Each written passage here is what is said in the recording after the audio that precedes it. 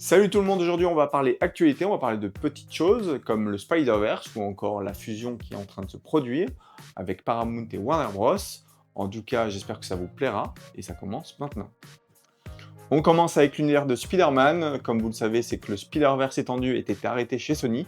Et si vous pensiez que c'était fini, eh ben détrompez-vous parce que le PDG de chez Sony, Tim Rossman, a annoncé lors de l'émission The Town qu'il reviendrait sous un nouveau jour parce que ça sera un redémarrage complet avec de nouveaux acteurs.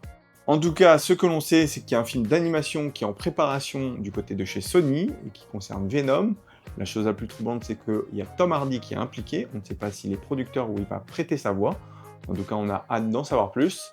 Et prochainement, nous aurons Spider-Man Brand New Day qui arrivera en juillet prochain. Et l'année prochaine, nous aurons la suite du film d'animation Spider-Verse. On espère en tout cas, entre ce moment-là, on aura beaucoup plus d'informations sur la suite et le futur du Spider-Verse voulu par le PDG de chez Sony. Et j'espère que ça sera beaucoup mieux que celle qu'on connaît actuellement.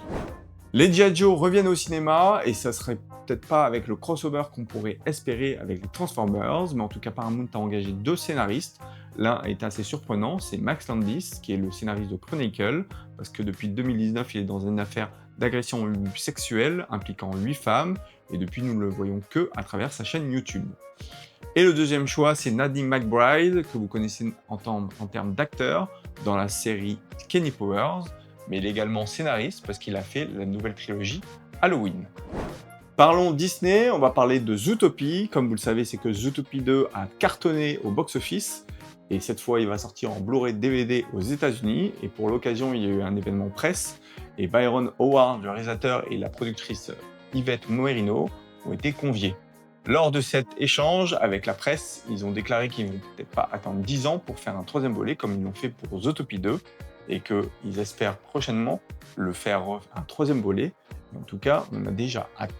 En tout cas, concernant Marvel, il faut savoir que Avengers Doomsday, comme vous le savez, sera confronté à Doom 3, et ce qu'il faut savoir, c'est que Avengers Doomsday ne sera pas aux États-Unis en IMAX, parce que c'est Doom 3 qui a eu l'exclusivité, et pour les autres pays, on ne sait pas encore ce qu'il en est, mais certains pays n'auront pas l'IMAX pour Avengers Doomsday. Actuellement, Scream 7 est au cinéma et il cartonne, on va pas se le cacher, et il faut dire que malgré un boycott, mais également des leaks qui ont apparu, eh ben, il s'en sort très bien. Même s'il y a eu des critiques négatives et positives, eh ben, Paramount serait en train de travailler sur un 8e volet, comme l'annonce une source interne, et on ne sait pas si ce sera le 8e de trop. En tout cas, on devra en savoir plus prochainement, si c'est le cas. Mais en tout cas, c'est bien parti pour qu'on ait ce 8e volet. Il y a plusieurs mois, c'est que Masashi Kishimoto, qui est le créateur de la série Naruto, a donné son aval pour un live-action en film à Destin Daniel Cretton, qui est entre autres le réalisateur de Shang-Chi, mais également de Spider-Man Brand New Day qui arrive cet été.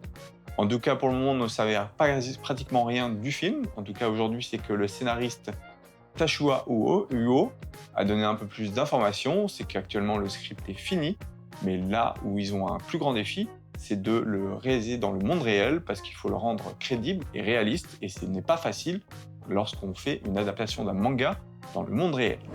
C'est officiel, Paramount va racheter Warner Bros. Discovery. On pensait que Netflix avait complètement plié le game, et ben c'est pas le cas, parce que Netflix a accepté que Paramount parle avec Warner Bros. Discovery en début de semaine, et Paramount a donné une nouvelle offre, et cette fois a été supérieure, comme l'a annoncé ce communiqué qui a été publié par Netflix en fin de semaine, et donc c'est retiré des enchères en expliquant que c'était pas rentable pour eux de surenchérir, et donc Paramount a gagné la bataille.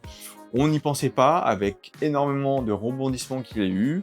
En tout cas, ce matin, le Paramount et le conseil d'administration de Warner Bros. Ont signé cet accord, qui est à hauteur de 110 milliards de dollars, et ils espèrent que la transaction sera finalisée sur le 3e ou 4e trimestre 2026, en espérant que ça soit validé au niveau des autorisations, des autorités de régulation. En tout cas, je ne sais pas ce que ça va donner, mais j'espère qu'ils feront de belles choses avec les nouvelles licences qu'ils vont acquérir. Et on espère également, c'est d'avoir qu'est-ce qui va se passer pour les plateformes, parce qu'ils vont avoir 3 plateformes, plutôt Paramount+, et HBO Max. Peut-être qu'il y aura une réunification, on ne sait pas, mais en tout cas, on devrait en savoir plus sur la fin de l'année, ou peut-être un peu avant. Mais en tout cas, moi, j'ai déjà hâte de voir ce qui va être fait.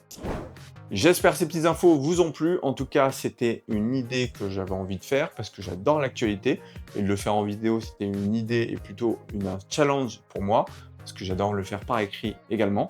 En tout cas, j'espère que ça vous a plu. Et si vous avez des remarques ou des commentaires à me faire, vous pouvez totalement. Je ne dirai pas que je ne vais pas en prendre compte. En tout cas, je les regarderai, je les lirai. Et également, je pourrai les commenter. Je vous dis à bientôt pour une prochaine vidéo.